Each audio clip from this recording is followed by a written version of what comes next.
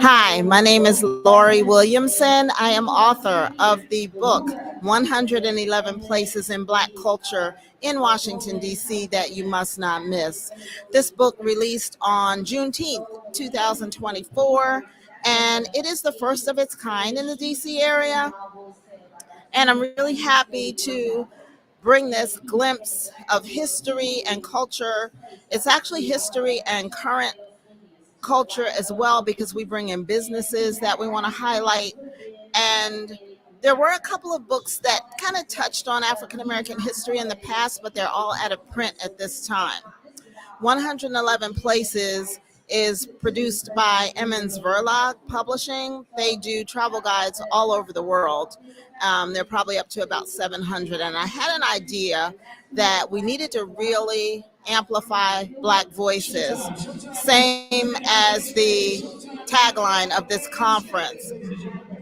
And I began to think about stories because I am also a tour guide in Washington, D.C., and I noticed that there were a lack of stories about all of the incredible things that have happened here. We all have heard that D.C. was and still is referred to by some natives as Chocolate City.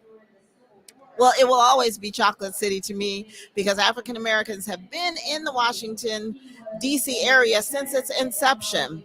So, as we know, all history here in America is American history. So I just felt a need that we needed to, again, amplify, bring forward, and highlight a lot of the fantastic stories that exist. One of those stories you may not know about is that Washington, D.C. is the location of the largest recorded escape from slavery, which happened right down to the D.C. wharf. We go there now for restaurants and entertainment, but we have to remember that there's a history here and ancestors that we want to honor. You may not know that Rosa Parks lived in Washington, D.C. for almost 10 years. She had a brutal attack in her home in Detroit. And someone suggested to her that she come to D.C. to a place called the Mansion on O Street, owned by H. Leonard's. If you're in the D.C. area, you may have heard it, but you may not know that off and on Rosa Parks spent pretty much 10 years here. So there's a lot of history here. The book uncovers 111 places. And even if you've been to a place that's in the book, say for instance, the Martin Luther King Memorial, you don't know an aspect of it that I'm going to bring to you. So we want to encourage people to get out. If you live here, if you visit here often, if you are just a tourist, it's not only a travel guide, it's a great piece of American history. This is the type of book you want to have on your coffee table at home so that when people come over, they see it and ask you about it. You will never run out of places that you can visit. With each story, there's also a tip that is another location that's related geographically or by theme or has some connection to the main story.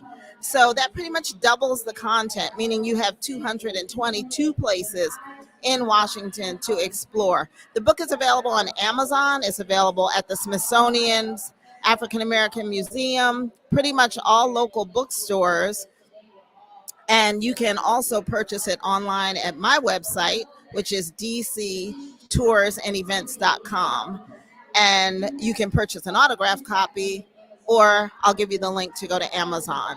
And check my website for upcoming events, book signings, free tours, and everything that's going on with DC Tours and Events. Again, I am Lauri Williamson, and thank you for watching, and I hope to see you in DC.